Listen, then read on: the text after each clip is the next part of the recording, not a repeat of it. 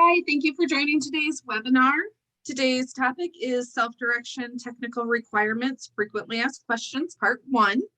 Our presenters today are Laura Demeuse and Marie Eagle. And I will, your microphones are shut off and the videos are shut off, but you can put your questions in the chat box and we will be monitoring those.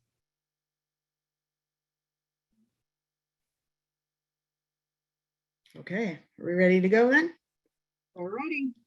Okay.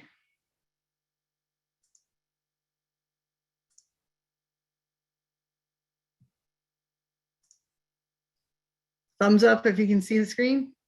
For those of us I can see. Okay, awesome. Hello, everybody, and welcome to our part 1 of our self-direction technical requirement implementation guide FAQ. Let's see. So we have worked diligently for a couple of years now on updating some of the language around self-determination, or what we're calling self-directed services at this point in time. We had a rather large group of people that came together for, I think, over 18 months and worked on, really clarifying and making language more concise. And we came up with 2 documents. One is what we call the self-directed services technical requirement, which is kind of what we talked about as a policy. And that language is in the contract, will be in the contract. And then this document, which is the self-direction technical requirement implementation guide, which is a mouthful. So sometimes we shorten it to SDTR or SD technical requirement. So we're not having to say so many words, but all of those words were very important to that group to make sure that people understood that these are the things that we really want to see in these arrangements, and that this is something that's very important to the people we serve in Michigan. This document was created for FY21, and it's really about, kind of those best practice requirements. So while we don't have the actual technical requirement signed into contract right now, there has been a verbal agreement, and that is going through an approval process, and many of the PIHPs have signed off on this and should be signed off on by all parties by the end of the month. So when you're talking about effective dates, et cetera, though that policy doesn't go into effect until all of those parties have signed. And the reason that we wanted to make sure that we updated this and did this technical requirement guide is really because 20 plus years ago, Michigan was a leader in self-determination and person-centered planning. However, it really this model came kind of from the people, and we were introduced through mental health code and our waiver amendments to self-determination without a lot of good foundation for how it was actually supposed to be implemented. And we feel that it's time that we have some clear guidance and direction on, what it's all about, who's doing what roles, and kind of how you implement this in a correct way. So this will be, like we said, part 1 of a 2-part training. So this one, we're going to go over kind of some basics, because I'm sure that the people that are here are from all over the spectrum of, either being advanced, in this and what this all is about, to people that maybe are just new to it, or people that maybe have heard of it, but they don't really understand yet. So we're going to go over some terminology and definitions, how we go through alongside with the person-centered planning process to really support self-directed services and make sure that people have, that self-determination to get them a real meaningful life. All the models of self-directed services, employer training and support, planning for that budget, and some basic implementation, And then we have the FAQs that, if some of you remember, we were going to do a training back in March that got postponed all the way until now.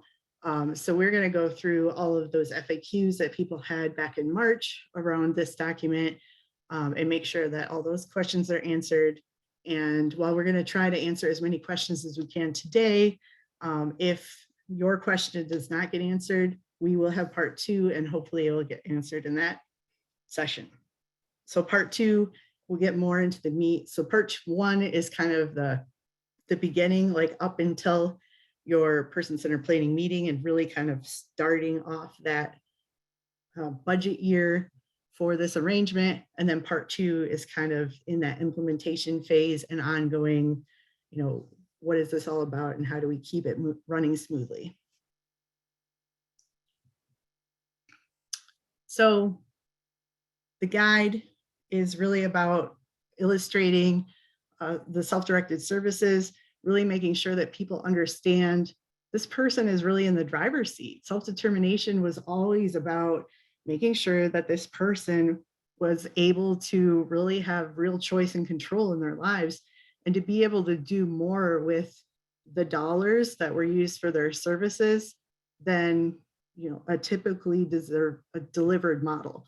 So really, this isn't a program, it's not a service, it is an alternative way to deliver services. And it's really focused on making sure that that person has a greater flexibility and can kind of live a more typical life while they're receiving services while they have it. So what really needs to happen is there needs to be some partnerships with this person to help support them, make sure that everything is working. There's partnerships between them and the CMH. There's partnerships between them and their fiscal intermediary, or what we're calling their financial management services provider. We'll get into that in a little while. The guide, again, really defines the roles and responsibilities of all those parties and gives steps to really supporting those successful arrangements. It's also in plain language, so that if families or people that want to self-direct can pick this up and read it and really get a sense of what it is they're getting themselves into, what their real responsibilities are, how much there might be that they can do themselves, and what kind of help they might need to fully implement this, and really kind of give them a guide to be able to ask questions to their CMH and see if this is really something they want to do. This also guides whoever is reading it through the documentation needed for each type of arrangement. All of the different arrangements have different agreements or contracts, if you will, that make sure that all the parties involved are doing their part. So it really helps you understand each one of those based on whatever model the person is using. And at the end, it talks about some of the frequently asked questions or frequent issues that might come up that a lot of CMHs worry about, and how we can really set things up to prevent problems from occurring, and any solutions to, when things get tough and there's disagreement in that arrangement. So jumping in, the first terminology change that I hope many of you have heard, because we've been talking about it for about 2 to 3 years now, I think. Like I said, we've always called somebody who controls their own budget as somebody that's got self-determination. And we're now changing that to self-directed services. And the problem is that everybody that receives our services should have self-determination. You don't ever want to hear somebody say, well, you can't, hire your own people because you don't have self-determination. Well, self-determination is really the foundation of person-centered planning. So everybody that we serve should have self-determination. And we wanted to make sure that that was clear. When self-determination obviously is a very key and vital part to self-directed services, but there is, that nuanced difference about how people are able to direct their services and making sure that we don't focus just on self-determination for those people, but we're focusing on self-determination for all people. Then we made the change, fiscal intermediary is now a financial management service. And that's just because it's an easier to understand term. A lot of people have problems even saying fiscal intermediary. It's kind of a mouthful, and a lot of people don't know what it means. Fiscal financial management service is a term that CMS uses. So we had adjusted that just for ease of use. And the last change was agency with choice, and we'll kind of get into what that is in a little while here. And that we changed to agency supported self-direction. So, like I said, self-determination is really about the right of all people to have power to make decisions for themselves, to have free will.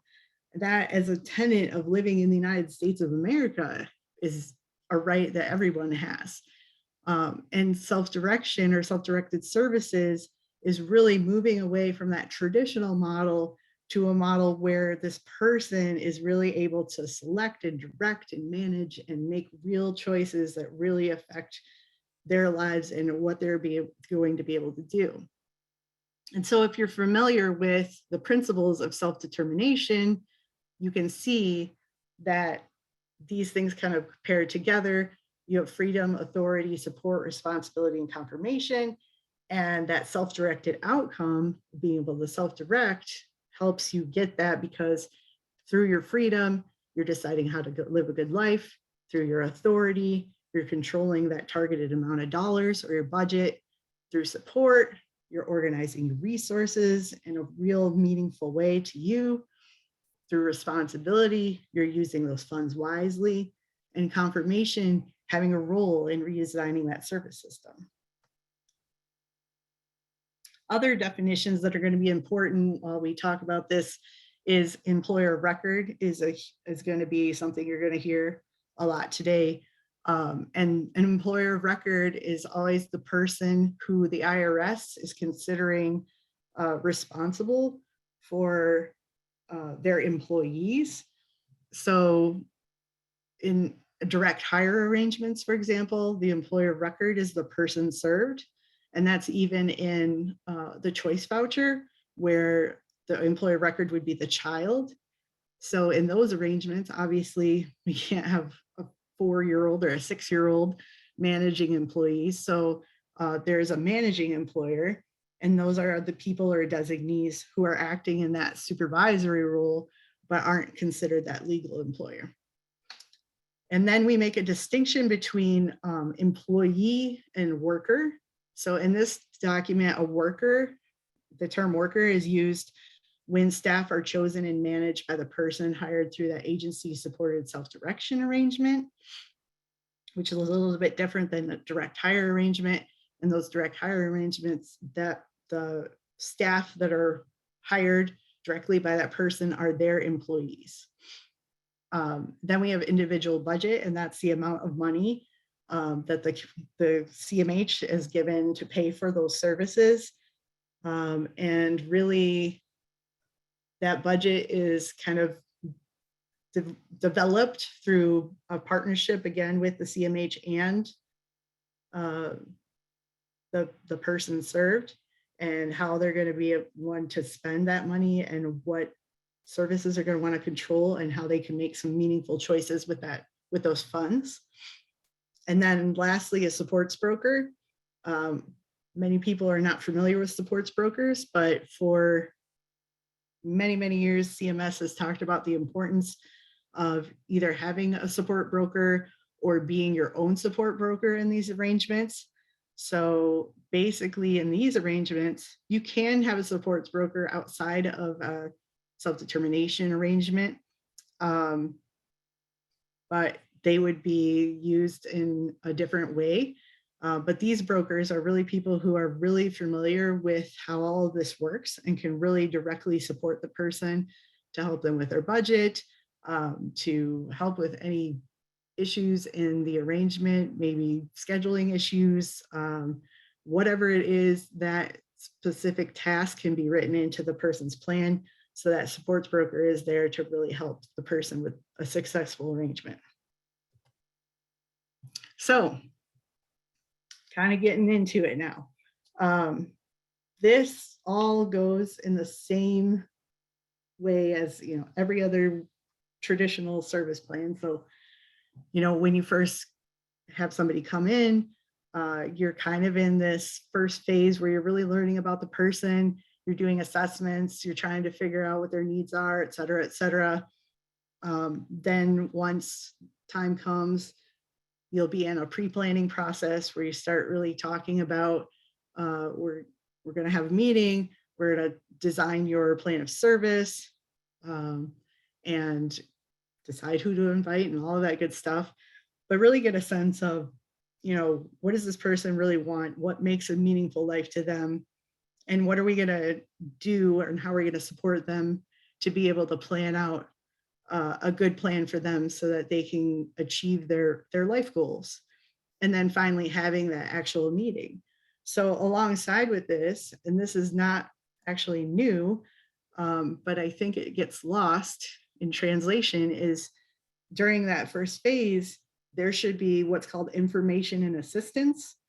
And information assistance, kind of like it says, is really providing information about what self-directed services are. So, and part of Michigan, the way that we wrote our waivers is that information and assistance is provided by either that case manager or supports coordinator. So, and yet again, I'm sure that we've heard a million times that supports coordinators and case managers are already overwhelmed.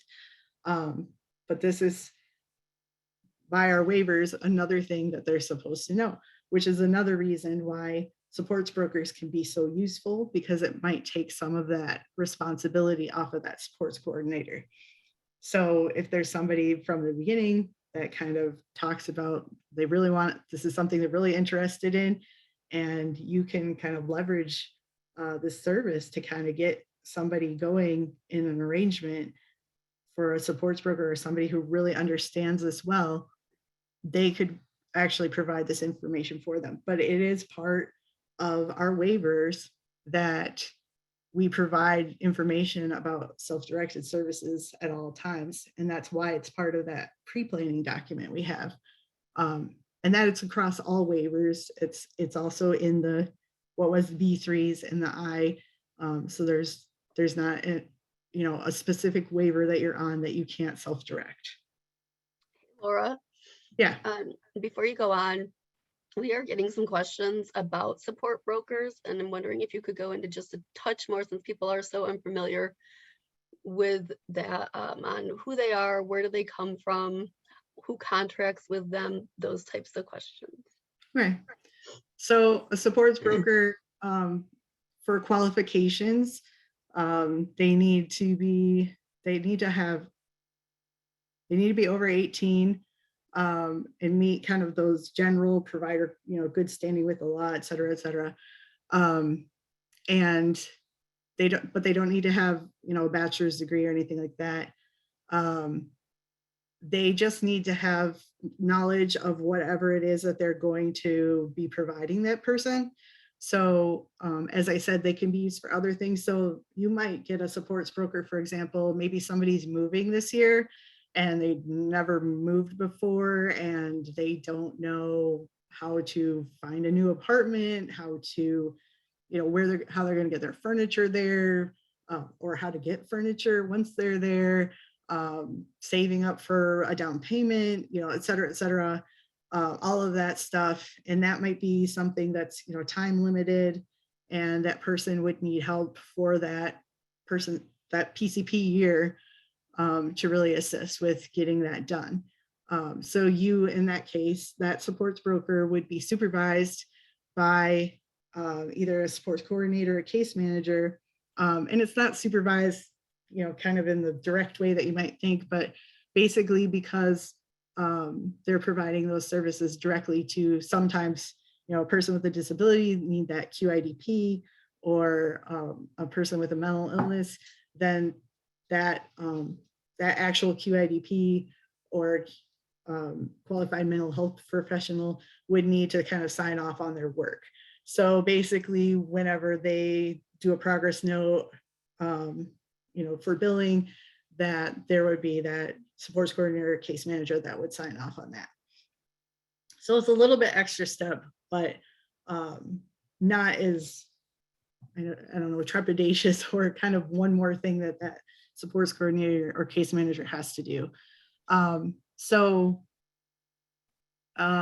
as far as, in these arrangements, all the things they can do, the list is kind of big, and really, through this first steps, this learning and assessing and pre-planning, we really want to find out, what kind of supports this person's really going to need to be successful in their arrangement. So you want to look for somebody that kind of is as familiar as they need to be to really fully support this person. So you could have, because we have a wide range of people that are able to self-direct, and just because, you can't sign something, or you can't talk or walk, or whatever the issue might be, does not mean that you can't self-direct your services. But it might mean that we need to make some accommodations and put in some extra supports to do those things. So that might be something, a role that falls on the supports broker. There's independent supports brokers and support brokers that are, contracted with the CMH.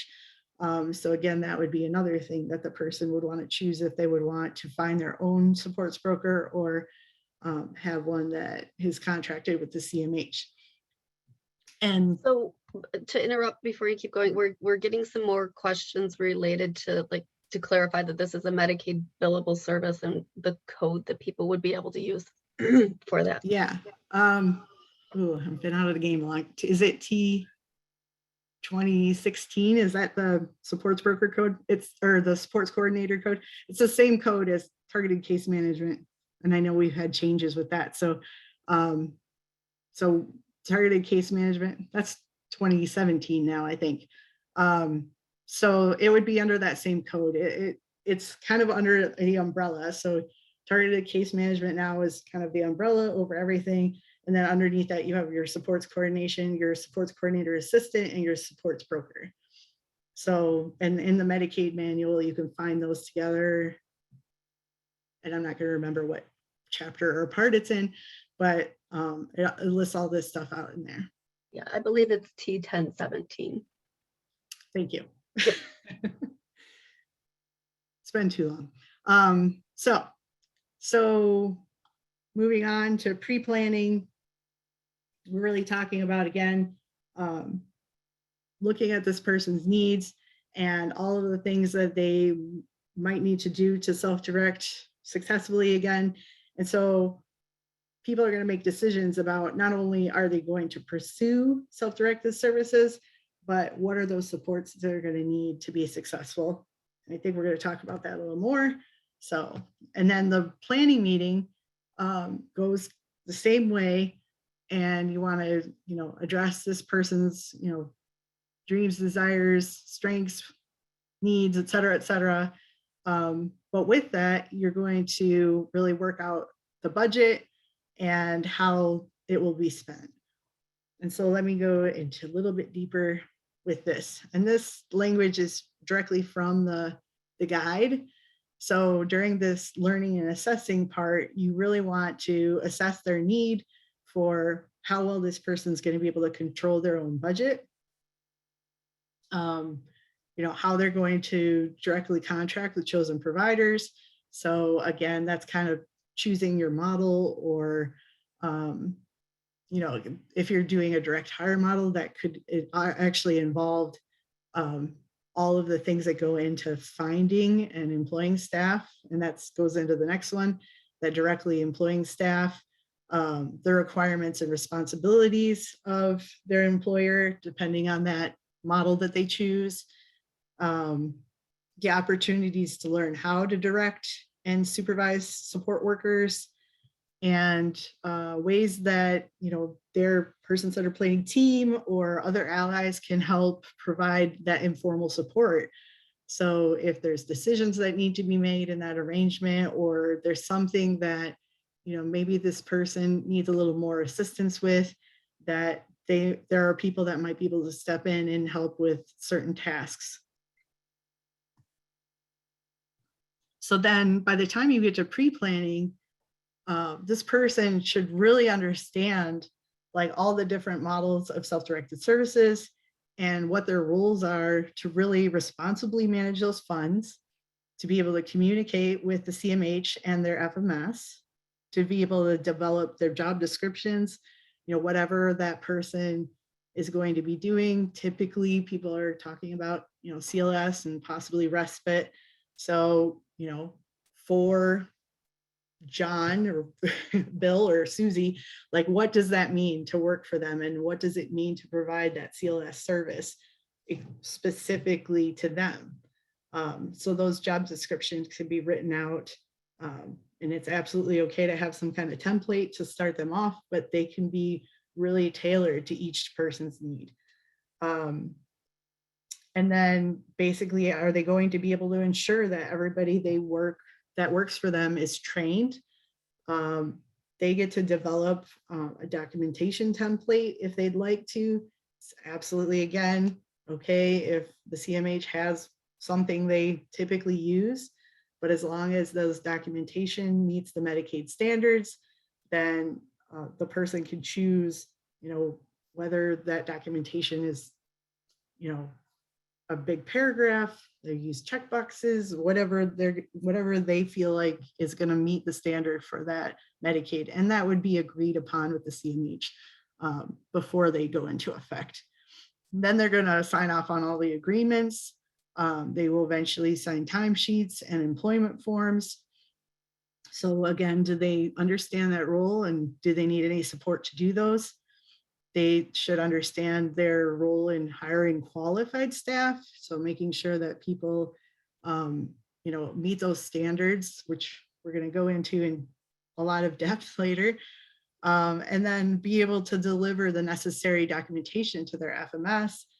And this verifies the funds. They really, through timesheets, they're really authorizing whatever amount of units that their staff have used, their employees have used through the time, and basically are saying, yes, it's okay to pay this person. So then, probably before the meeting even happens, they're going to decide, do they want to try and start this arrangement this year? Is there any other training that they personally need on hiring people, because they've maxed out all their supports? They're thinking they might hire a support broker maybe, but they still kind of want some training in being a good manager or whatever. So do they want anything else? And then the supports that they're going to need to be successful, and then whether that training is going to be implemented, by a typical CMH trainer, SD coordinator, that broker maybe, or even an FMS entity, and then make sure that they have a backup plan. So every self-directed services arrangement has to have a backup plan for if these staff don't show up, if there's some kind of emergency, for whatever reason, things don't go as planned. What are we going to do to make sure that this person gets the supports that we've said are medically necessary? So that is in a requirement for all the plans, and typically can either be part of the actual IPOS or in a crisis plan, or maybe even in one of the agreements. So then we move into that planning meeting. And like I said, typically runs just as any other meeting would do. And as you go through, this person's going to choose which services are going to be self-directed and which ones are kind of going to stay in that traditional form. And those services that are going to be self-directed are what provides kind of the base for the budget.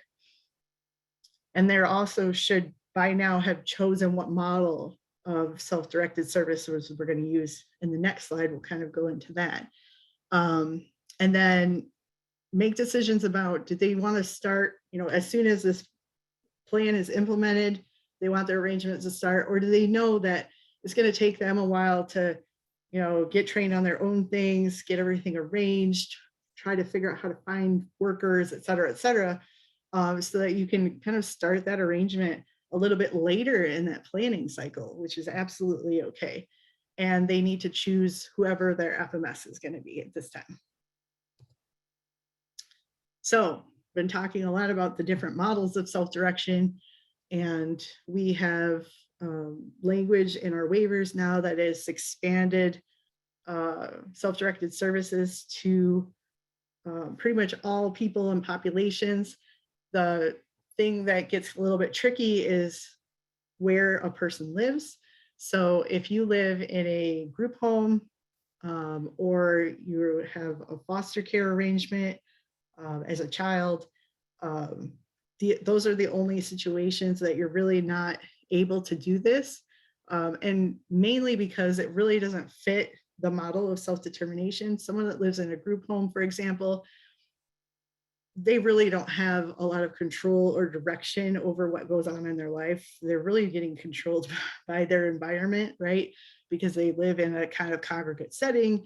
And while we're moving towards, with HCBS rules, trying to make things a lot more individualistic and giving people a lot more rights in those group homes, you really are having to kind of bow to the whim of the house, right? We talk about people not be able to eat when they want, not be able, not having their own privacy, et cetera, et cetera. So the only way that would be able to happen is if there was somebody living in a group home and they were dedicated this year to getting out of that group home, and they were going to help set up this directed arrangement, as part of moving out. And then as far as foster care goes, there's just tricks about the legalities of you have an employer of record who's that child, and then technically their legal authority in certain foster care arrangements is the state. So the state's not going to be able to sign off on timesheets or enter into that arrangement with them. So anyway, the three models of self-direction, we talked about agency-supported self-direction. This is the model that we don't use an FMS. And in this model, the person who would be the employer of record is in a joint employment arrangement. And so that just means that really if you think about it like a temp agency almost, so this agency hires people from all over the place, right? And then they're going to send, I don't know, 5 or 6 people over to this person's house, and they're going to be able to directly interview them and choose who they want coming in, and hopefully get a sense of being able to set the schedule that these workers work. But ultimately, those employees, they're workers for this, employer record, they belong to that agency. So while they can fire them from their house, they don't want them to work for them in, directly anymore. They're not going to get fired from the agency. So that's kind of how that works. And the agency kind of takes care of a lot of that extra work of, timesheets and training and somewhat scheduling. They're going to set the wages for the most part. Hopefully in the future, we'll kind of get a little more wiggle room where a person has a little more agency over, what those staff get to do. But right now, it's really kind of that idea where you're kind of sharing that responsibility. So the next one is purchase of service, which is probably, I think, the least familiar to people.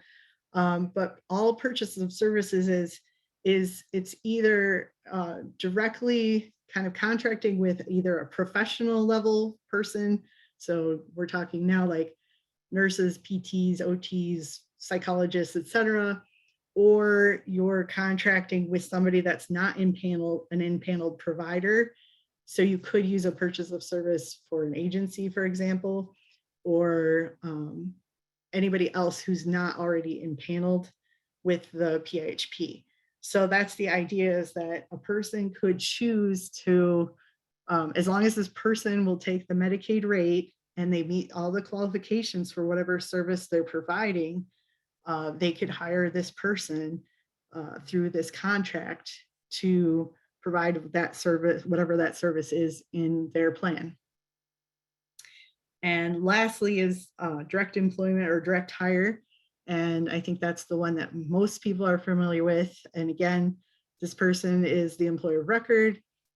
They hire, fire, select their workers, schedule, do their timesheets. They have the FMS provider does their payroll, works on taxes and workman's comp and all this stuff that I'm sure most of us want to avoid having to deal with. And they really have the most direct control over, the purchase of service and direct deployment. Oh, the other thing about purchase of service is if you are contracting with, that one of those professionals, you can kind of be, you're a supervisor, I would say, but you're not kind of the manager as much as you would be, because most people we serve don't have nursing degrees or occupational therapy degrees. So, that professional is still coming under that same, all the same criteria that we would want, where we would want people to be responsible and provide those services under Medicaid rules. And that person might be able to tailor the way that they're working a lot more to what they need and want, but they're not technically, giving them, a report on how well they're doing occupational therapy or whatever that service is. So. Hey, Laura, before you move on, we have some questions about the models. So question related to credentialing: who credentials the professionals, so say like an OT or a nurse, through a purchase of service arrangement? So credentialing would be the same way that CMH would credential other providers.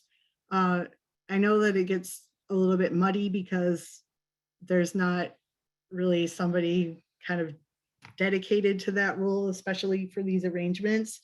But you would want to make sure some of the credentialing, to make sure that that stuff is there, can be on that employer record. And trying to figure out, if they're going to be able to take that Medicaid wage and all of that. But that kind of ongoing, making sure that this person is up to their license is up to date, et cetera, would still be on the PHP and CMH. And so there's another question about who pays for these professional services, and that would go through the FMS, just as it would for a direct hire arrangement. Right. So payroll would be through FMS, and then it would be paid through the budget.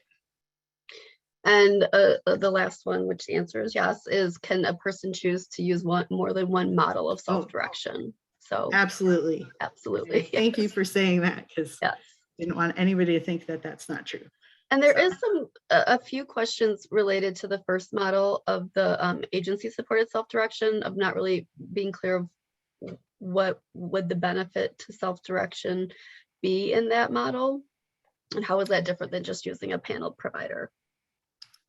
Well, the main thing, and this gets a little bit tricky because I think in our metro areas, are really well populated areas, I think most agency providers for CLS, for example, already do this model, even if they're not working with self-directed service arrangements. But there are places in the state where if you go through your person-centered planning process, you have been approved for, 20 hours a week of CLS, somebody will just say, we're referring you to this agency, and the agency will send somebody, whoever they want, and they sometimes will come whenever they want to fulfill that 20 hours a week. So that person really doesn't have a lot of control. Hopefully they're there at least at the times that the person needs them the most. But really all of that control is at the agency level. And so the idea with agency supported self-direction is that the person has a lot more control over kind of who's coming through that front door and when, but they're also not having to deal with all of that extra work. Maybe somebody just doesn't want to deal with signing timesheets and being, a direct manager. They're kind of indirect managing because they're kind of managing in the home, but that person still has a supervisor at the agency, right? So you kind of have like a dual assistance there.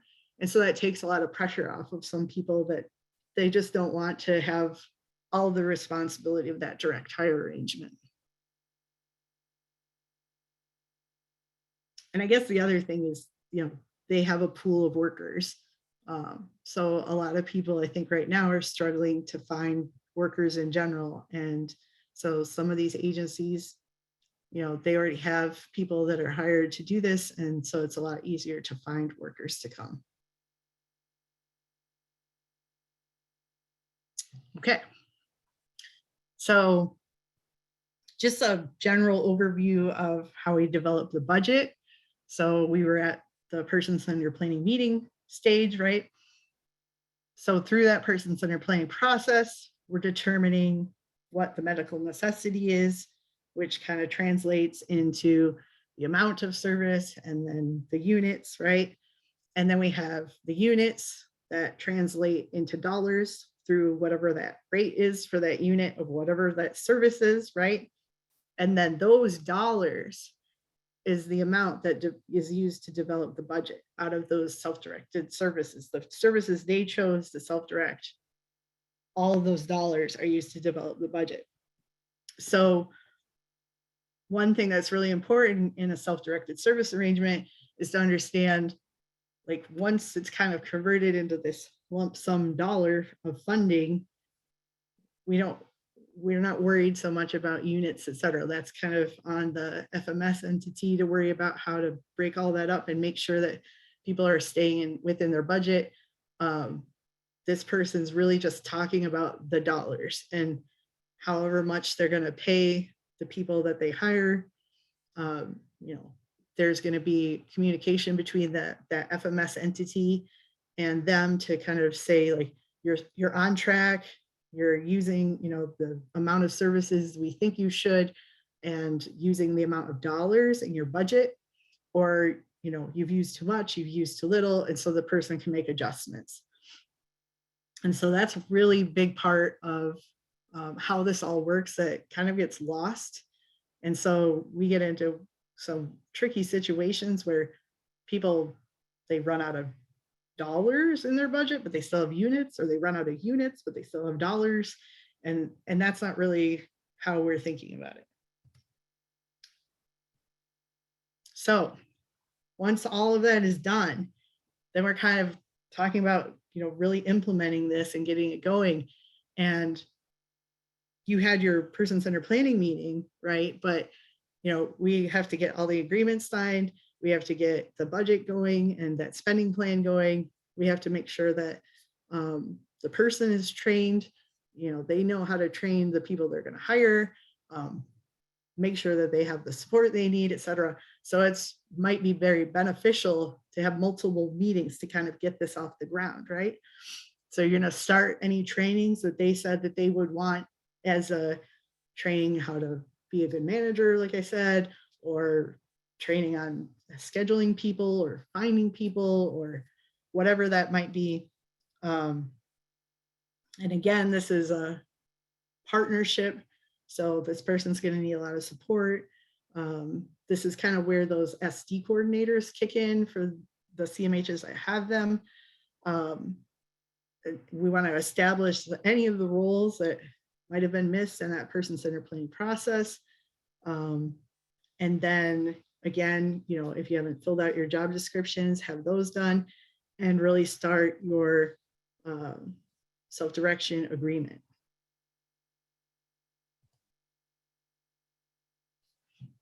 So the real Hey, Laura, key... before we move on, sorry, we had some questions about a couple of slides back.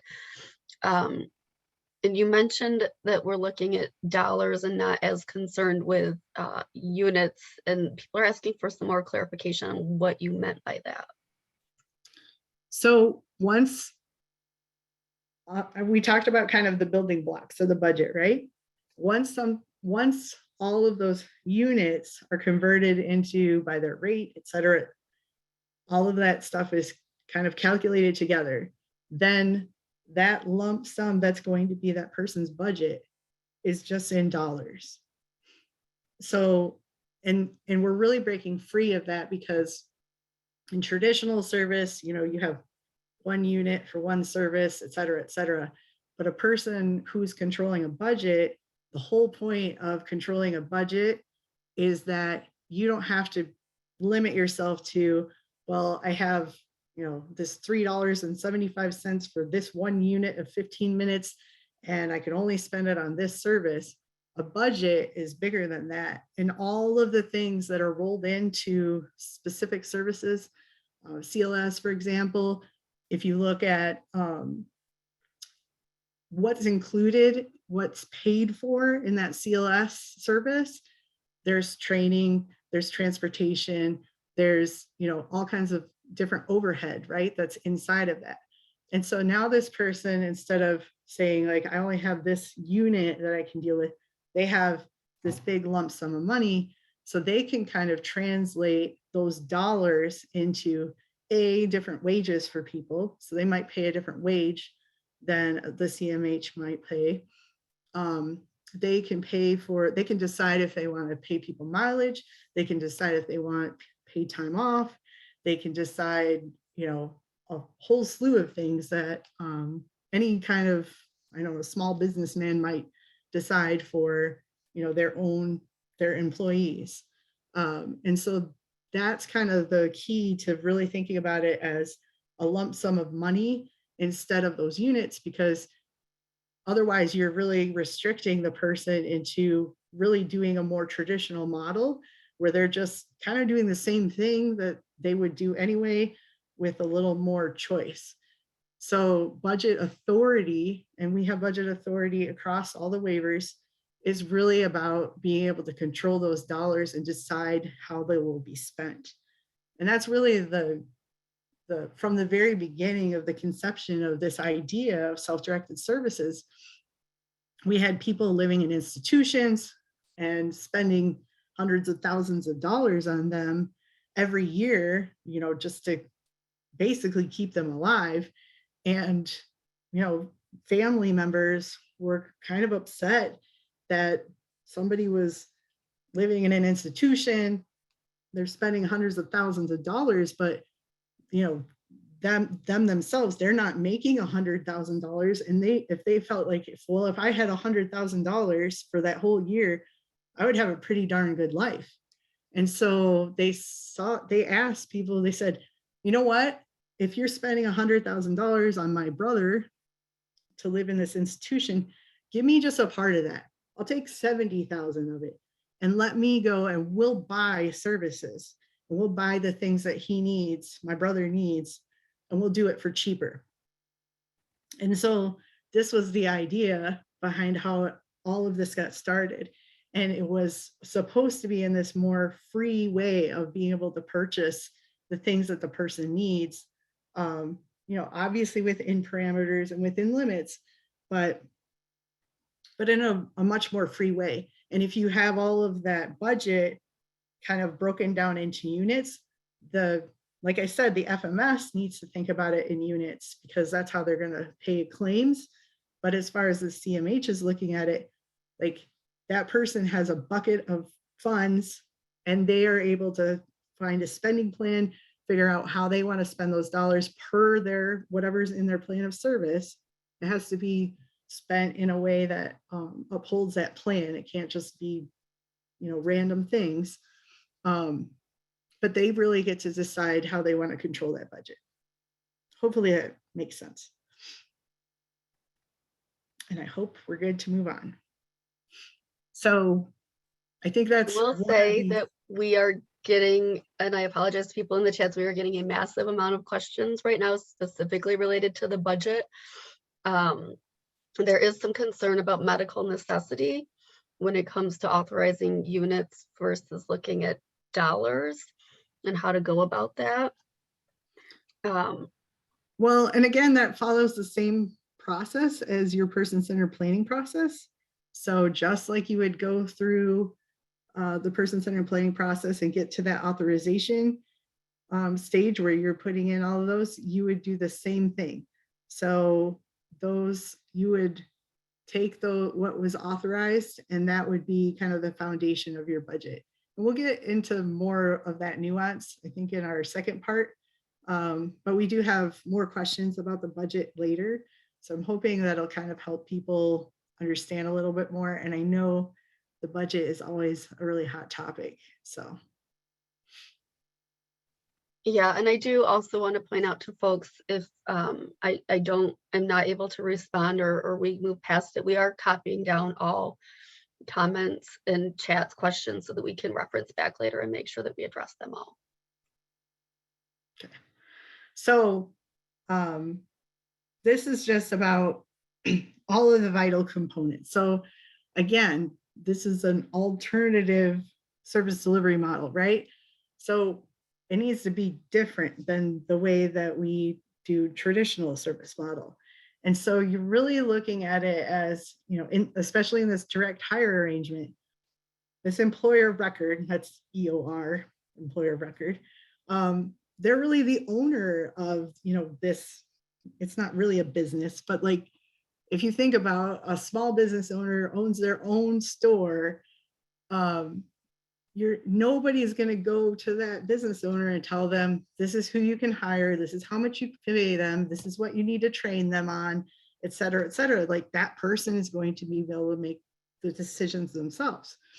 And so in these arrangements, instead of that business, right, the business is really this person's life, right? So they're able to really make those decisions for themselves and what's going to happen with these dollars in their budget on their own. And so the idea is that between the CMH, their allies and supports, whatever supports we put in place, et cetera, that we're really supporting this person to be able to do this in the best way possible. And that's been missing for some time, that the control hasn't really sat with the person. It's been kind of a tug of war, I think, for some time. And again, we'll go into next time about, kind of the limits and how the CMH, what their different rules are, so that you can kind of see like how there's parameters on this and how it works and how this person can be supported, but not controlled. But that's really what it is about. So anything that you're doing as a CMH that kind of controls those things that I talked about, where you're telling somebody how much they're going to pay someone, you're making a schedule for them, you're telling them who to hire, all of those things are going to get you into a joint employer arrangement, which is sometimes okay, like in those agency supported self-directed roles. But as a CMH, you don't want to get into those issues. You don't want to get into anything like that, because then you are partly responsible for anything that happens with that arrangement. So if there are any problems with like not paying overtime or something like that, then it's on the CMH to cover those costs, because they have kind of taken over some of that employer's responsibilities. But what's happened over the years since the joint employment rule came out is that CMHs has felt like, oh, we have to be really hands off because we don't want to be joint employers. But that doesn't mean that you can't still support that person and consult them in ways that they can be a good employer, that they can make creative purchases, that they can find the support that they need to do the things that they want to do. That's different. That's different than telling somebody how to run their business. Any businessman can hire somebody to consult them and give them good information to be a better employee or to have a better business, right? So in this side here, we have yes and no. Like, we don't want to control what the employer is doing. We want to just support them in whatever way that they need. So the other things to really keep in mind is that a direct hire employee, so someone that employer record has hired, does not work for the CMH. They are not a contracted employee. They are that person's employee. So a lot of the rules that are in place for contracted CMH workers do not apply to these arrangements. And a lot of that, goes to some of the extra training requirements that PHPs and CMHs have put on, just generally their CLS workers or aid level workers, because they have to meet all kinds of standards for credentialing and CARF and all this stuff, and kind of wanted to standardize what would be done, which that's understandable. But these are the person's employees, and as long as they're still qualified in the state's eyes, so they meet the qualifications in the provider manual, then they are qualified to be that person's employee. So again, we talked about the joint employment rule. And so if the CMH is telling somebody to do trainings above and beyond the minimum for just being qualified to provide that service, then they're kind of in jeopardy of getting into that joint employer role. And then again, the CMH should still ensure that there is support for that person to make decisions about anything in their arrangement and any training or support that they need so that they can be successful. And then I like to think of this as a general frame of mind. We get into a lot of questions where we get into problems where people want to make a change, or some training has lapsed for a person's employee. So unless those are those provider qualifications that are in the Medicaid manual, and again, we'll go much deeper into this later, you don't need to worry about it unless it's one of those things that's going to make them not qualified to provide services anymore. So in this example, has it been over 2 years since they last had first aid or recipient rights, or have they not had their IPOS training yet for this year? So we want to bring that into compliance as soon as possible. But if it's not those provider qualifications, then you don't need to do anything. And there's sometimes been some issues where because the PHP is asked for extra trainings and those trainings aren't done, then we're kind of going after that employer record for not making sure that people's trainings are done. And then, is someone asking for a change? And is the person asking for that change?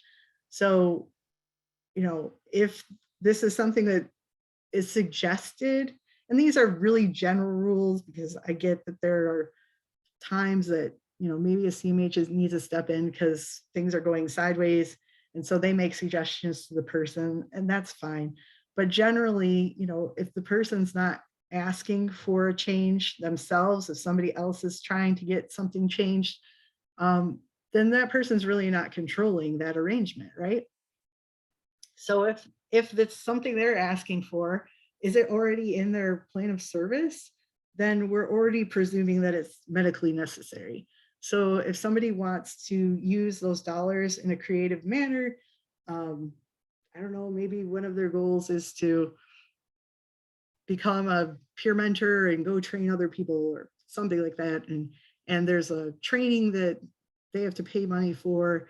And so in their plan of service, it already says, like, this person wants to learn to be a peer mentor, and they need $25 out of their budget to pay for some training so that they can go do that.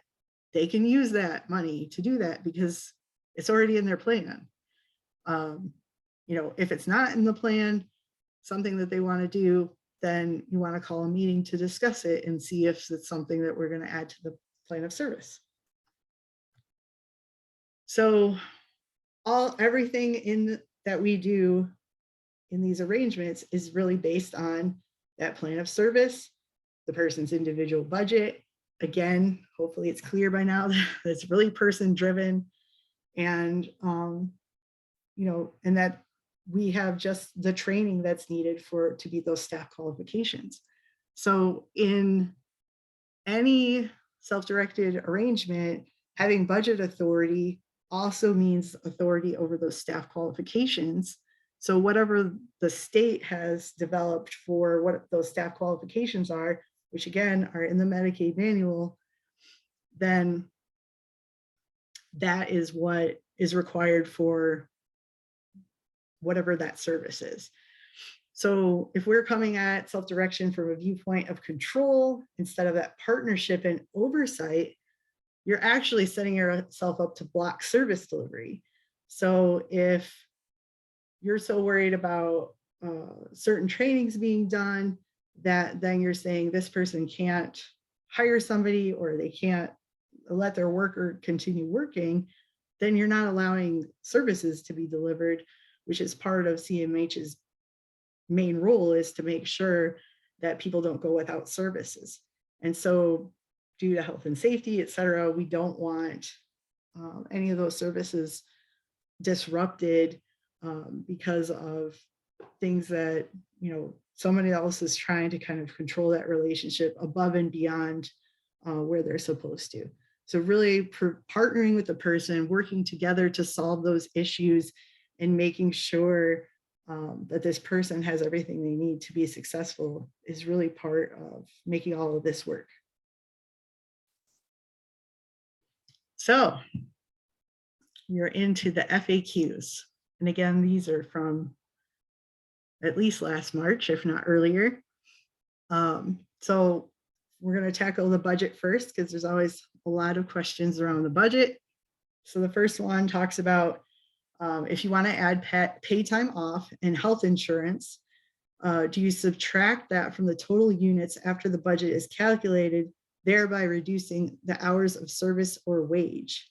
And the answer to that is the cost of paid time off or insurance would need to be factored into the overall allowed budget cost, preferably at the beginning, though it could be added later, but it should not reduce the hours available, but could reduce the available wage.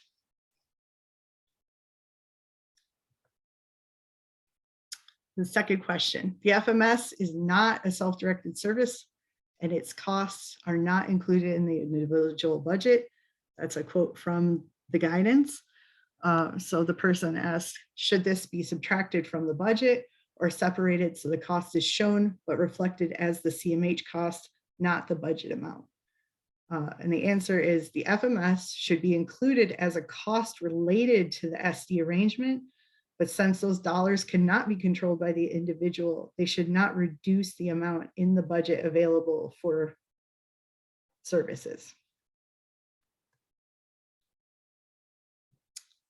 The next one, costs for administrative activities, background checks, credentialing, et cetera, must not reduce the available funding for services. Well, how does that get added into the budget? This applies only in cases where a separate fee is paid to the FMS for these services. This cost would be budgeted separately, just as the FMS fee. This only includes administrative functions such as background checks and does not include typical overhead costs like workman's comp, taxes, mileage, etc.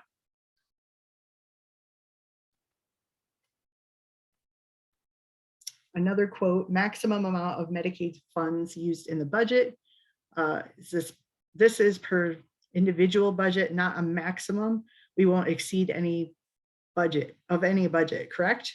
Correct. There is no arbitrary max SD budget amount, and this must be based on the contracted rate for the same service. Since every budget is developed individually, each person's maximum budget amount would likely be different.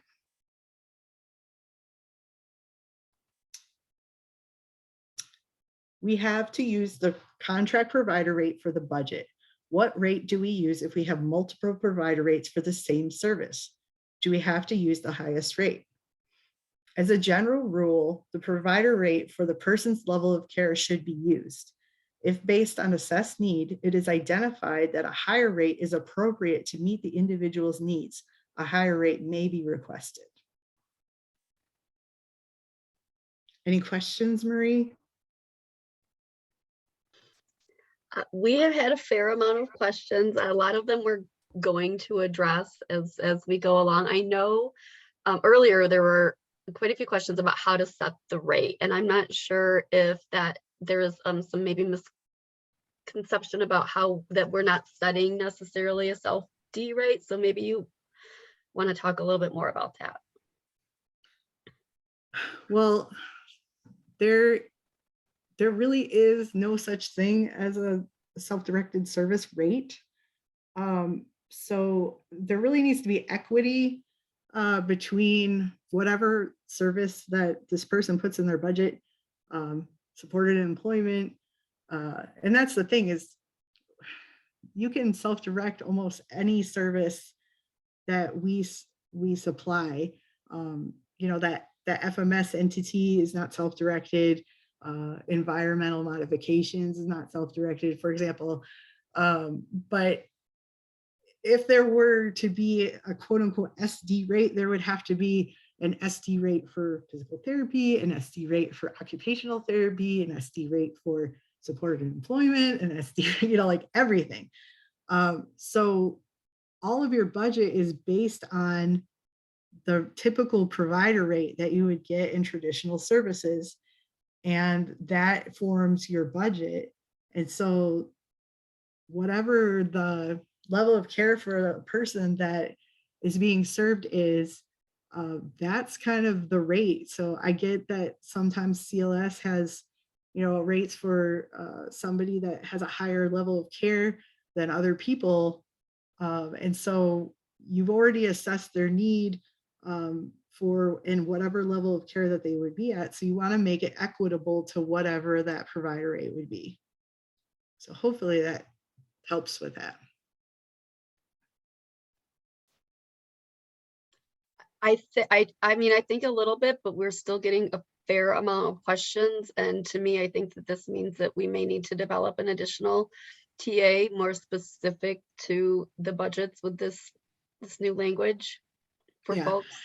And I think it is a change for some people, because there was always an idea that because SE arrangements were supposed to save money and cost less, and there was this idea that there was no overhead with these arrangements. But that unfortunately has led to, people are getting wages that after they take out their employer related expenses, they're not even making minimum wage. There's all kinds of issues. And then that rate is preventing people from being able to hire the people they want, or to be able to provide any kind of benefits or raises. And so the person really doesn't have the freedom that they should have. And really, that's only happened, I think, with that CLS rate. But really trying to, when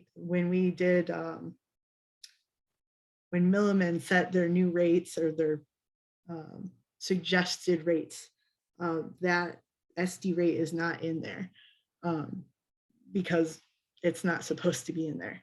So it is a change for people, and I understand that, and it might be a little bit wonky, I guess, while we develop, how to restructure this. But really, the basis for how this was all supposed to work was, again, supposed to be, rate based on this overall. You are paying X amount, you have this estimated cost of service, right, for this person.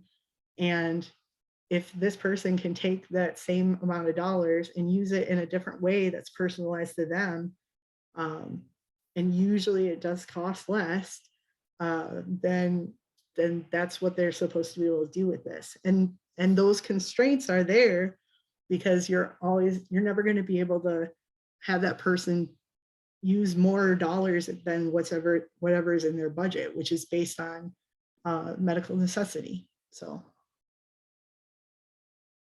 good for now.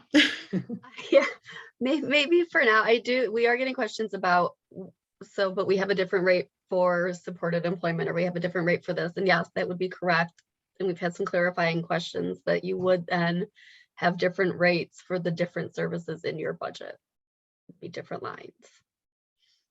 There are more questions, but again, I will stress that we will start developing a budget TA, and I will also offer, Laura, and I've talked about this before, so I'll throw you under the bus now, that we can certainly provide some individualized TA to folks should you want to request that.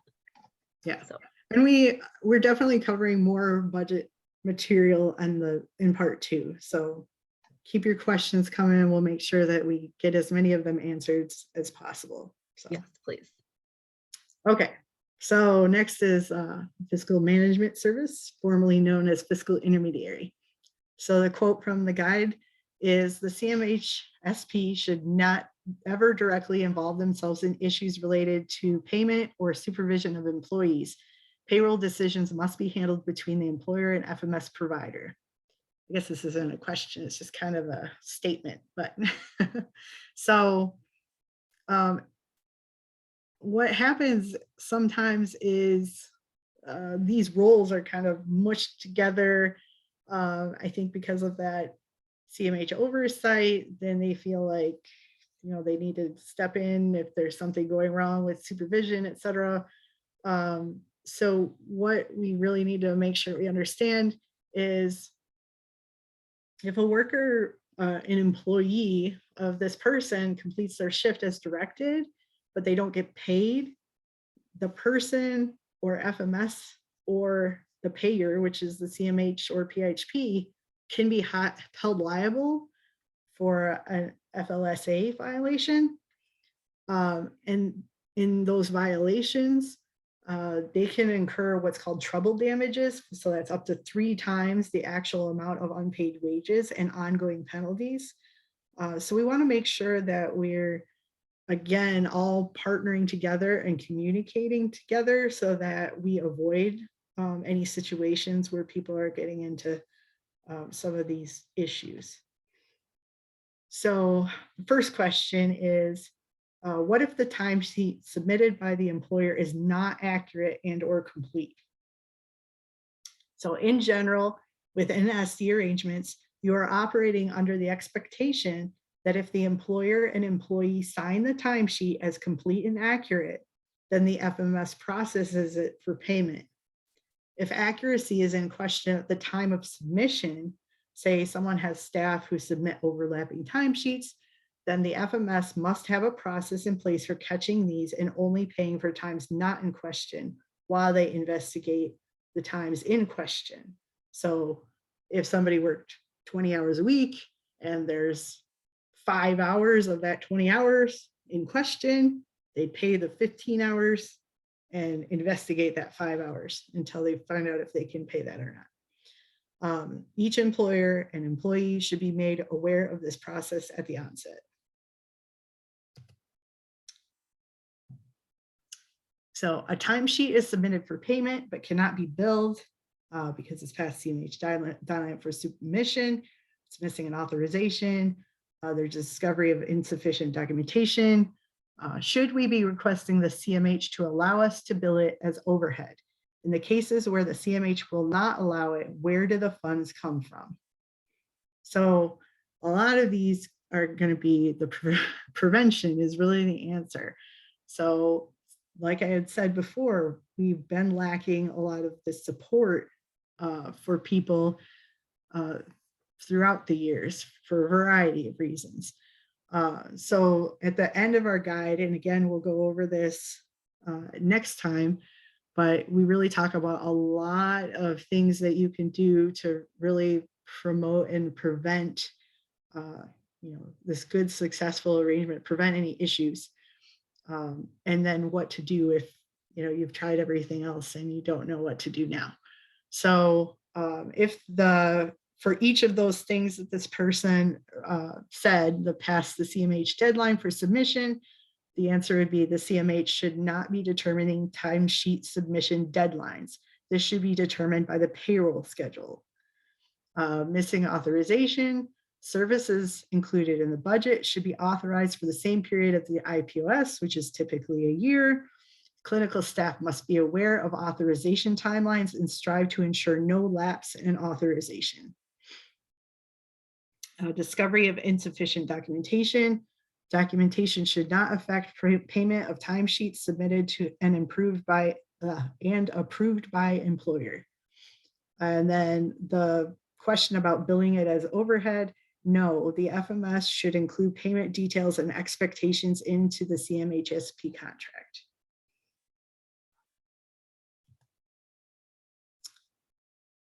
Documentation. So the employer record cannot choose a method of documentation that does not meet Medicaid rules. So just like any other provider arrangement, we have to have documentation to support a claim. So the quote from the guide is, the employer will decide through the person-centered planning process how their staff will document services provided.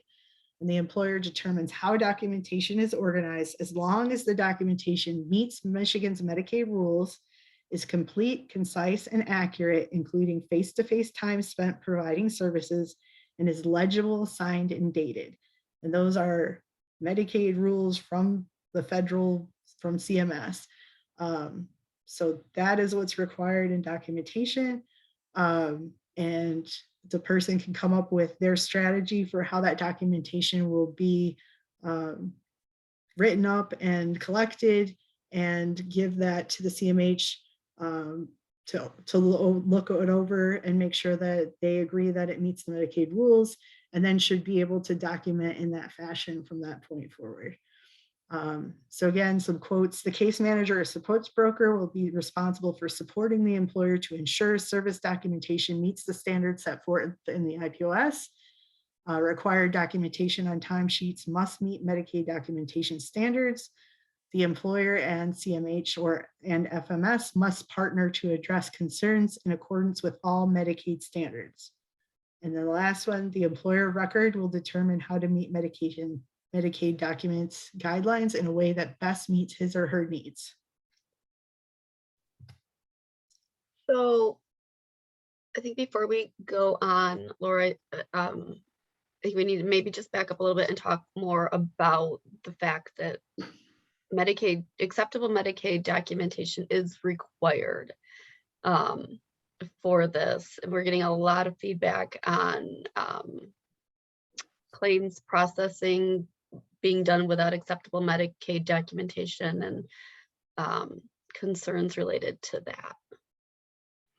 Well, I think that this is a clarifying way to deal with some of that, because I think that there are different interpretations of what is proper documentation. So this way of looking at it is to upfront just describe what that's going to be, and make sure not only that the CMH agrees, but that the person really understands what is supposed to be in that documentation, so that not only can they train their employees, but there's a kind of standard agreed to about what that documentation is going to be. And so preferably that would prevent a lot of the issues that people have seen, I guess, with some documentation, so that everybody's on board and they're on the same page and they understand what they're looking for with that documentation.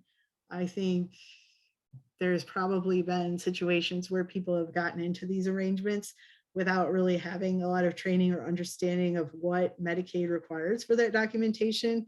And so when that's lacking, people are looking at that as fraudulent or incomplete, or that somebody's trying to, pull one over on somebody, where we want to make sure that up front, everybody's agreed to the same thing. And so everybody's on the same page of what the expectations are.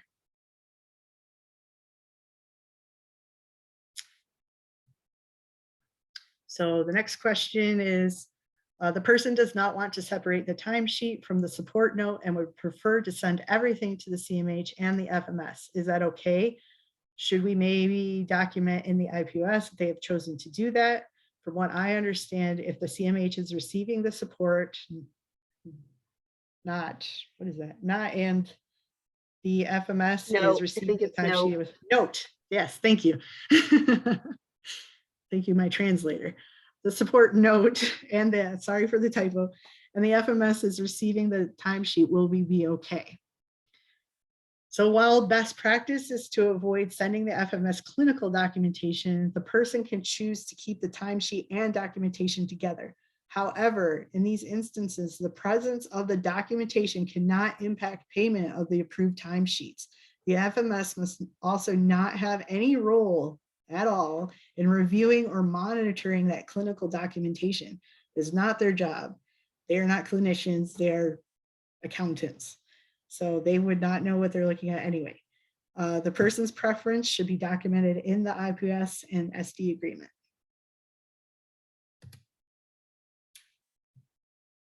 Is it appropriate for paid staff to assist with reviewing and authorizing timesheets? An employer can appoint a lead staff whose role can be assisting in managing schedules, backups, and reviewing timesheets. The staff cannot do this without the involvement of the employer or other designee. The employer will always review and authorize timesheets with their signature.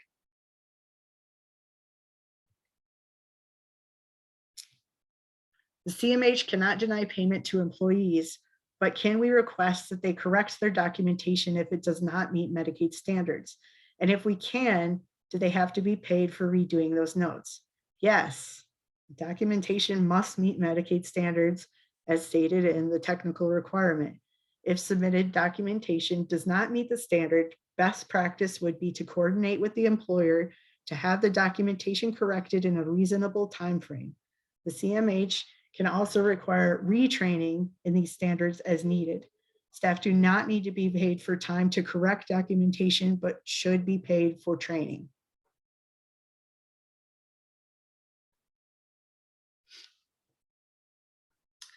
Last question for documentation. Where is the documentation housed?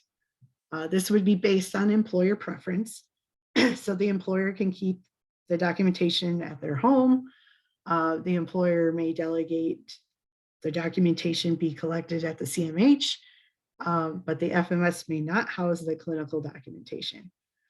Decisions about where documentation will be kept and how the CMH can assess as needed will be agreed upon by the employer and the CMH.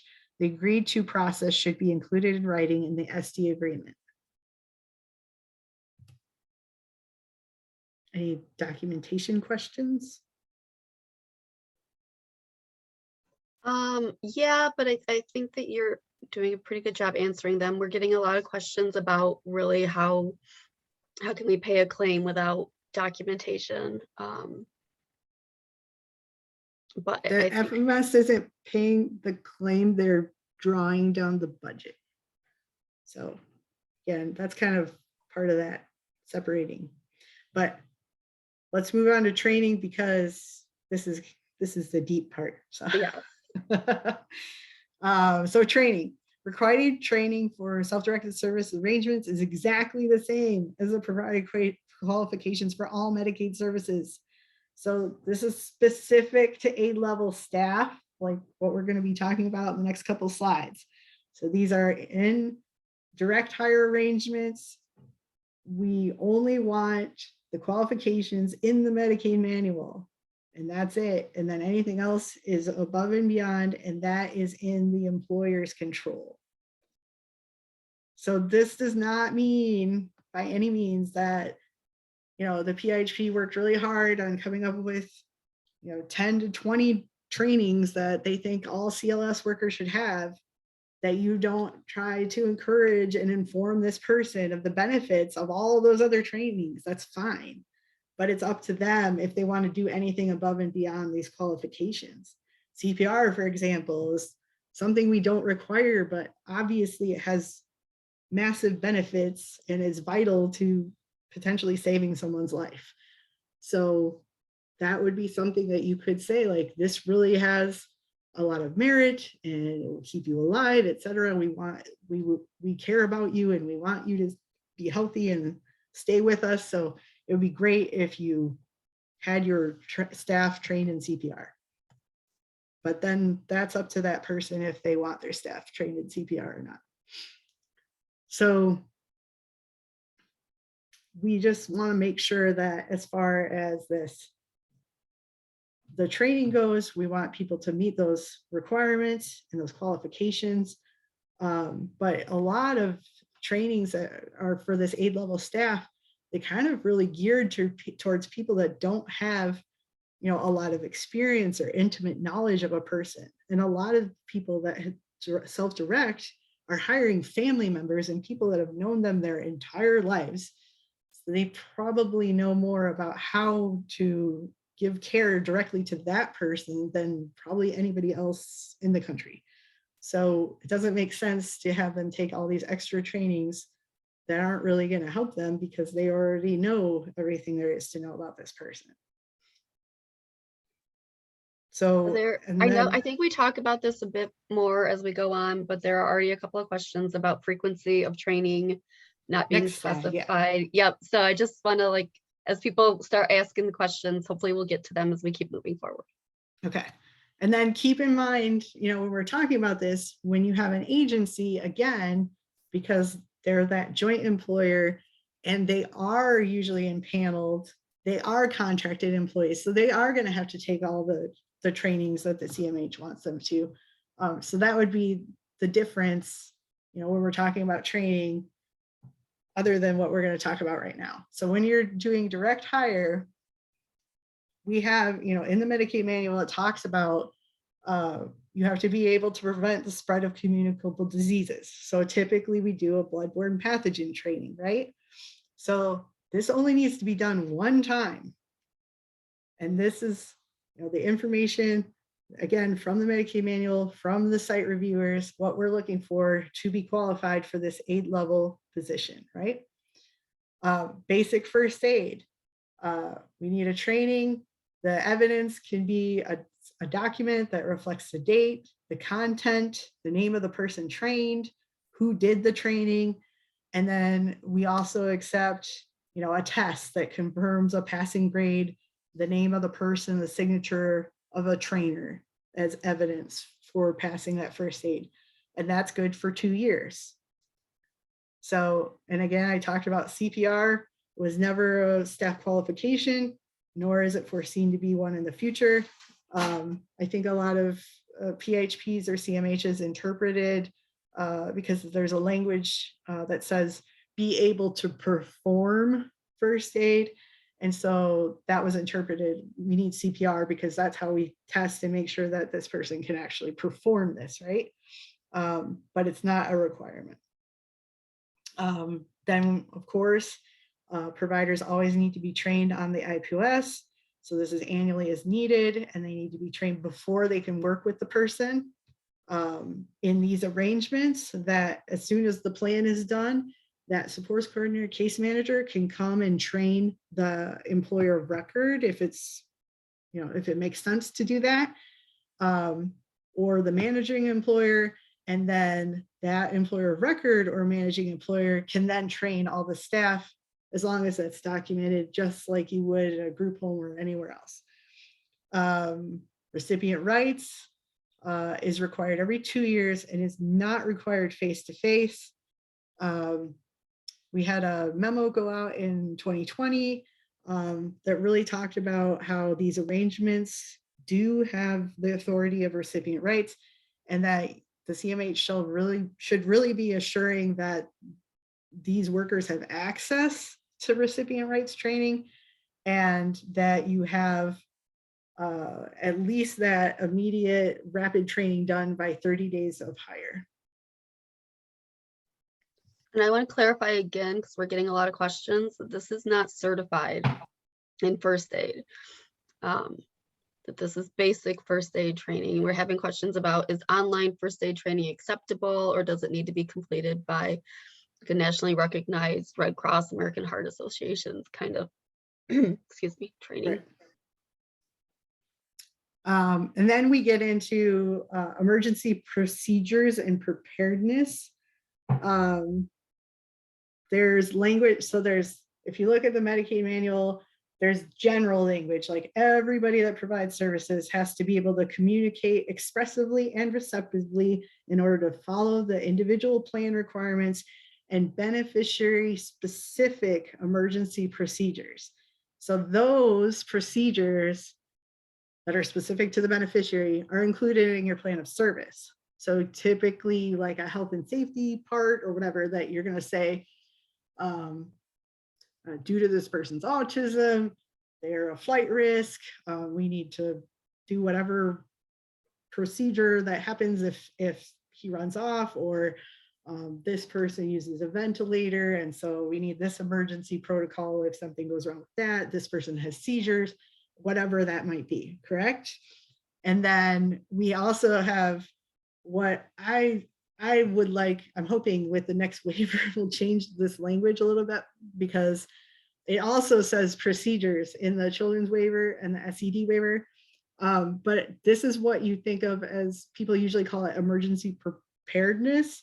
So that's the tornadoes, fire, you know, all of that stuff. And that, if you are on, you have served somebody on those waivers, that only needs to be done once per employment episode. So this person is still working with you, do it one time and it's done. If they move to somewhere else, work for somebody else, they need to do it once there. And hopefully some reciprocity to kind of translate over. So, but I'm sure after somebody's working for a long time, it wouldn't hurt to refresh. So. Can you talk a little bit more about the reciprocity and an employment episode? We're getting a fair amount of questions about staff who maybe work for a few different employers. Would each of those employers count as their own individual employment episode? And the reciprocity, if I have training for this one, will it count for this one, kind of thing? I think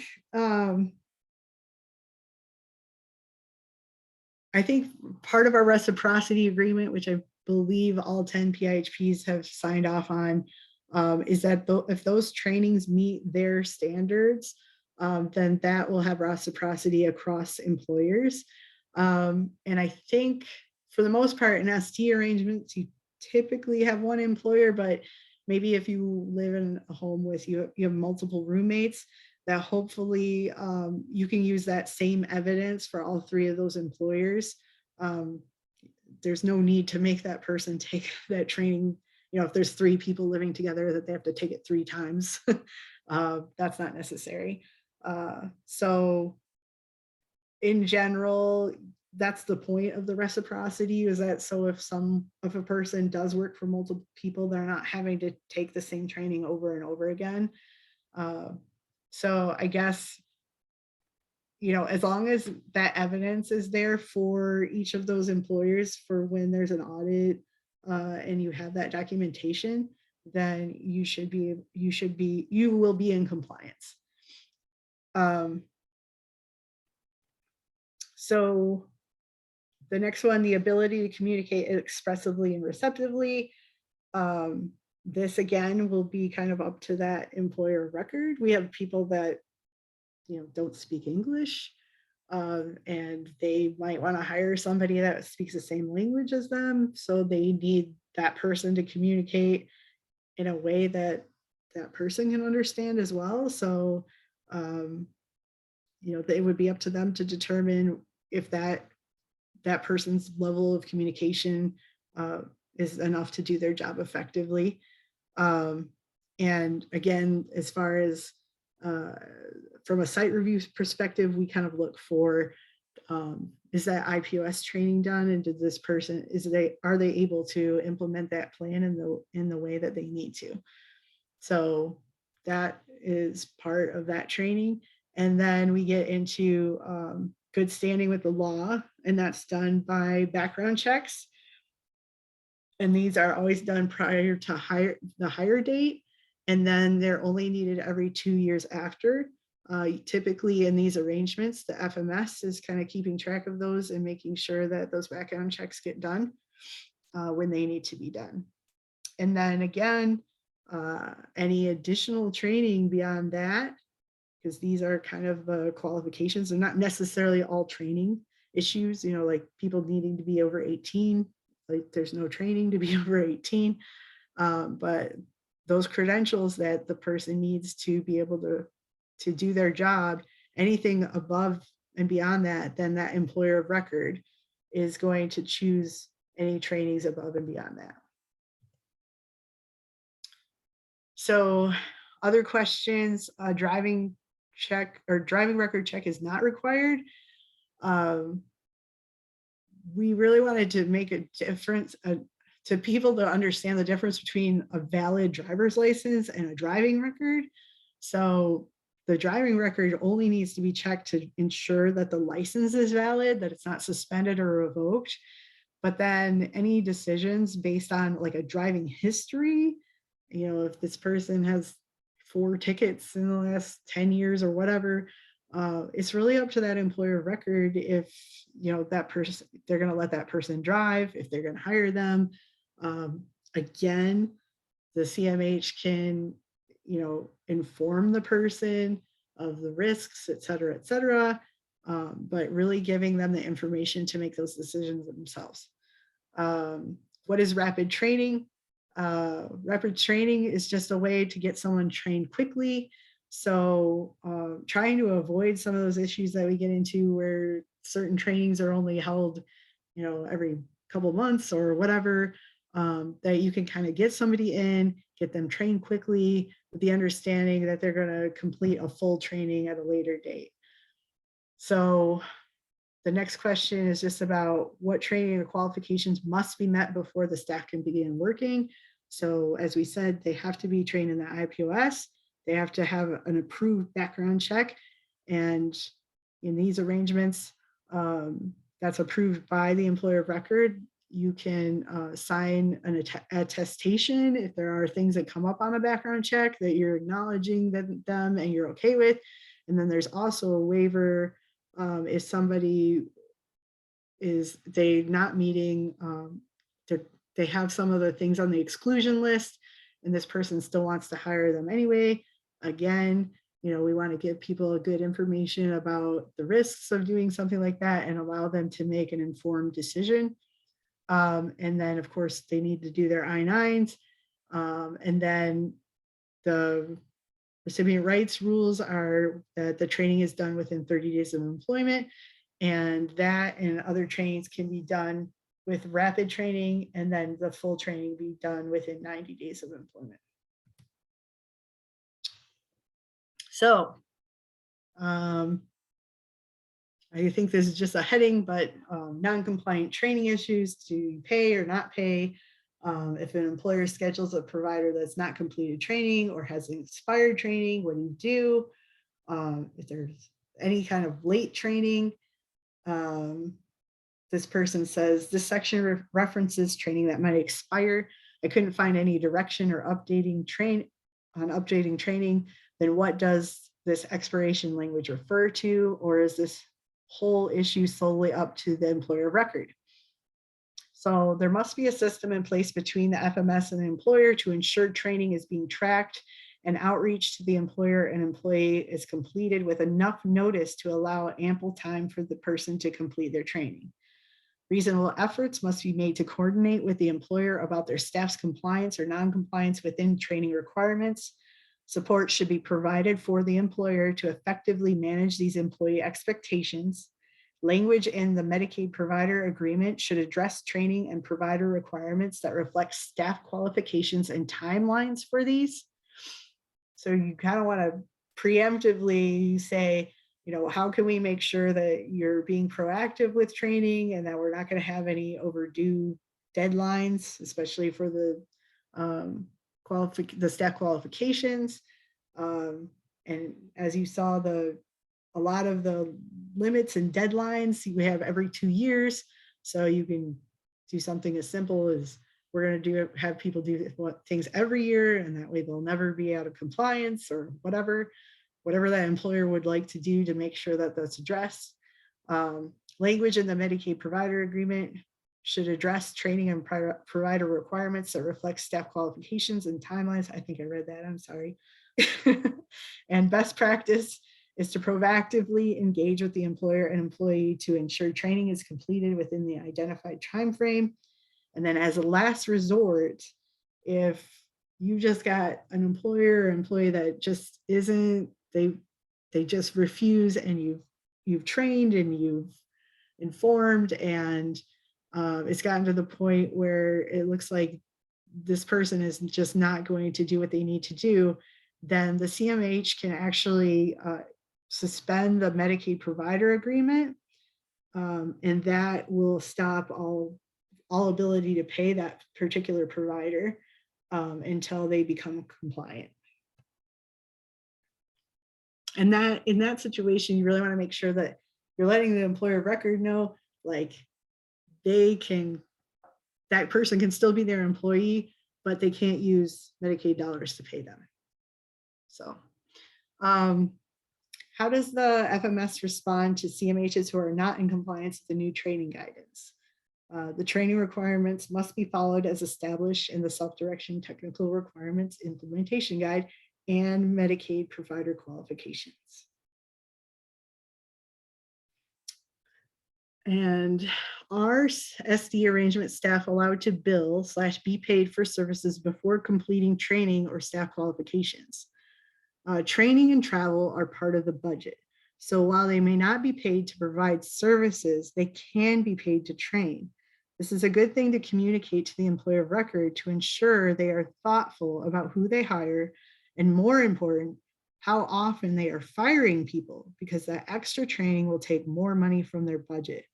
The budget is a lump sum of funding, and it is no longer connected to service qualifications.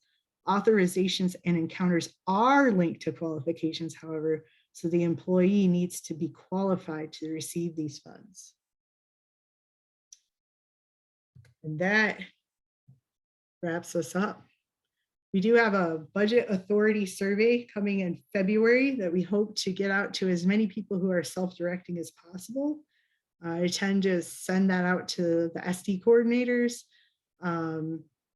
because we would like as many people who self-direct directly, I guess, to fill out this survey to give us some insight on, we're working on some good language for a true budget authority.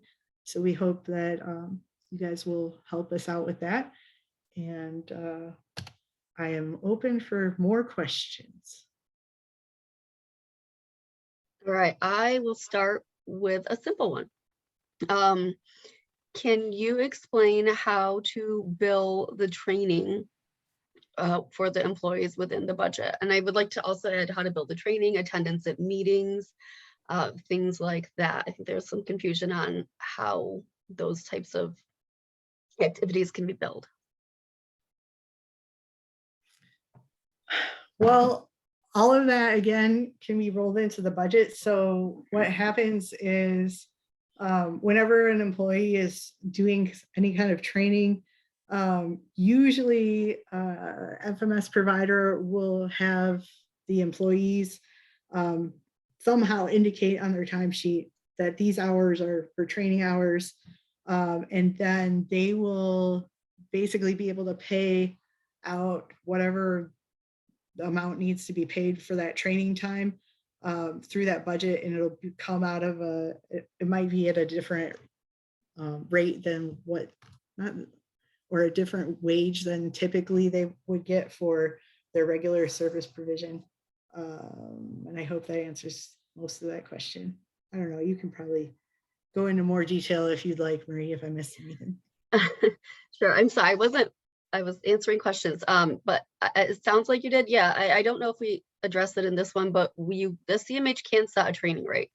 So oh yeah, that a training rate can be, of course, has to meet at least minimum wage, but it can be less than a pay rate, a stat rate of $10 an hour or something like that for the training to be done. And just like participation in a meeting, you're not billing that, that's not CLS, that's something that the person needs to participate in for the planning process, the staff training, things like that are just what we call rolled in. And we use that term, and in other trainings I get questions about what do you mean. And I think, like Laura said, that just means you're rolling it into the unit rate for the service. So that unit rate for that service might be billed a little bit higher. And so the same thing happens behind the scenes that most people don't see when a workers' comp policy is paid, that's paid once a year. And so that's going to up that rate that's being billed. So often what I did when I work in these arrangements is that FMS sends that to the finance department, and there's these irregularities. This is above the established rate. And so you're working through and you have a process and a system set up so that you say, oh, yep, they billed workers' comp, or yep, they had their training, that's in the budget. It's covered in the cost. It's just going to look a little bit different in that little unit. Exactly. So another question is it up to the FMS to develop guidelines to outline the rules for meeting training due dates? Or how is this documented? Or is this a requirement of the CMHSP? And so my answer to that would be most FMSs provide this service. It's typically something that's in their contract with the CMH. Sometimes it's a fee for service line that's in the contract. Sometimes it's just rolled into that rate that they're paying the CMH. But often the FMS has an established process for tracking trainings. Typically a quality process would be to be providing information on training due dates, expiration dates a couple of months ahead to the employer and the employee, so so we're being proactive in making sure that any training that is due, the person's aware of, they know the steps that they have to take, where to go to get that training up to date.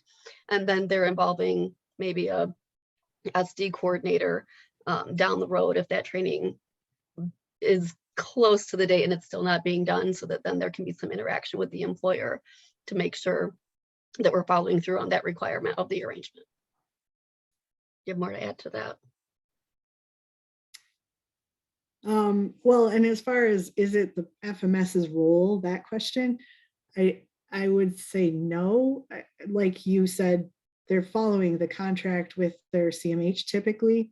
And so some of the, we're probably going to have some overlap for a while where that contract is saying these workers need 20 trainings for now, so it's going to take some time to adjust and kind of get this guidance out there and being followed. So patience.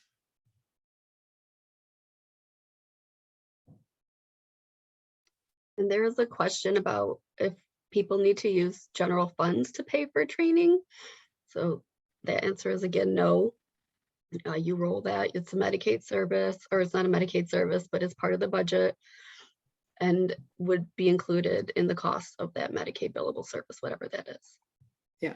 And that's, again, one of the many reasons why there was never supposed to be an SD rate.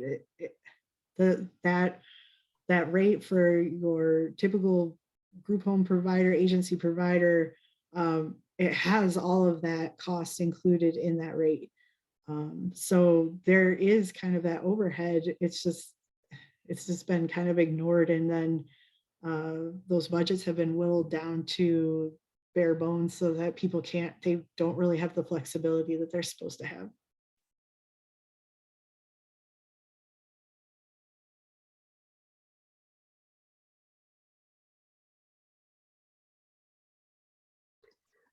Okay, I don't see any questions coming in about the training right now. We have a few minutes left, so perhaps we can go over again what we're going to cover next month and do a little preview of the help desk that will be coming with it. All right. Oh, and I think we are going to send out with I don't know what you call it, Marie. There's an email that comes out after this, like confirming that you came and the presentation and all this. But there'll be a link in that document to the actual guidance. So you will all get that. And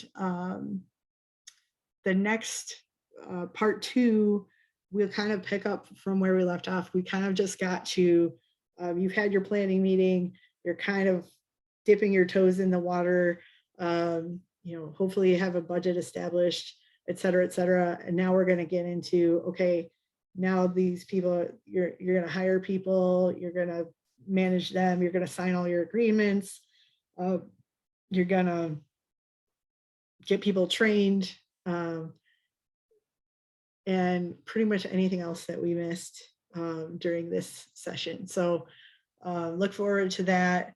And then really kind And I'll of jump in hitting- here. There's a question about date and time. So we're holding these at the same time as the regularly scheduled monthly webinar, which is the third Tuesday from, well, we've extended it from 3 to 5 for these ones next month. And we'll send out an invitation again to the listserv. If you would like to be on the listserv, you can email Heather at arcmi.org, and I can put her email address in the chat, and she can make sure that you are added to that as well.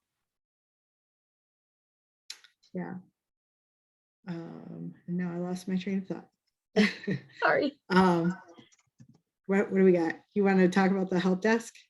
Oh, yeah. So we're not rolling it out yet, but hopefully at next month's webinar with the finalized policy and the part 2 of this, we will be introducing a statewide self-direction help desk that will, it's not going to be interactive, but it will be a place that people can go to and submit issues or questions or clarifications that they're needing, or anything you're experiencing with your self-directed arrangements or attempts to implement change to come closer to this guidance.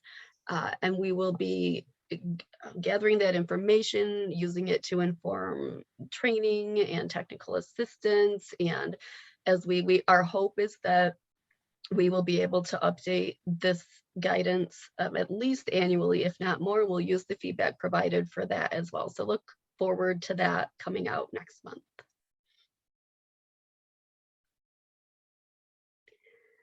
So I think that wraps this up. I'm going to thank Laura for all of the information. We will again send a follow-up email with links to this to all participants, and hopefully we'll see everybody next month. Thank you, everybody. Bye.